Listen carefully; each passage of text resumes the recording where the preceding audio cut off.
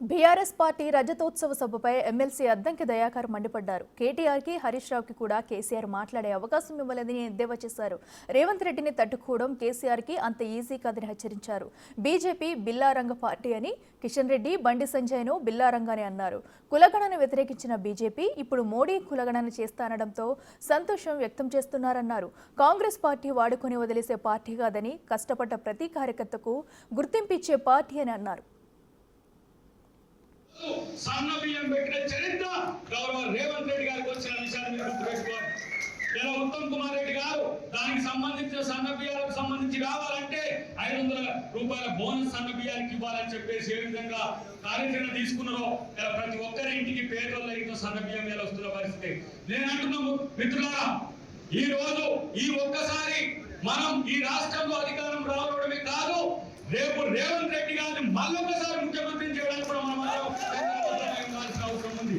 ఎందుకంటే ఒక యువకుడు, ఒక మామూలు మధ్య తరగతి నుంచి వచ్చిన ఒక యువకుడు, మన నుంచి వచ్చిన ఒక యువకుడు ఈ రోజు ముఖ్యమంత్రి అయితే ఎట్లుంటుందో మీరు చూస్తున్నారు.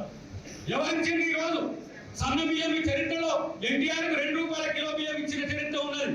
కానీ కిరణ్ కుమార్ రెడ్డి గారు 1 రూపాయకే కిలో బియ్యం ఇచ్చిండు. ఆయన 2 రూపాయలకి ఇవ్వబట్టి ఆయన చరిత్ర అయింది.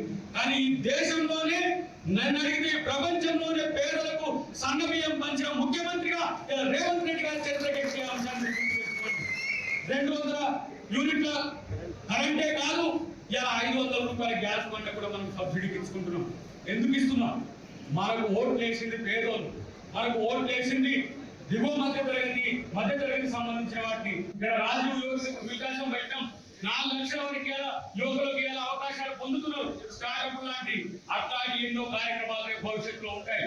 నేను అంటున్నా మిత్రులారా, ఈ రోజు ఓబీసీలకు 42% రిజర్వేషన్ బిల్లు చేయడమే కాదు, రేపు కేంద్రం ఒప్పుకుపోయినా స్థానిక సంస్థలు 42% సీట్లు ఓబీసీలకు ఇవ్వాలనే లక్ష్యంగా గుర్తుపెట్టుకోండి.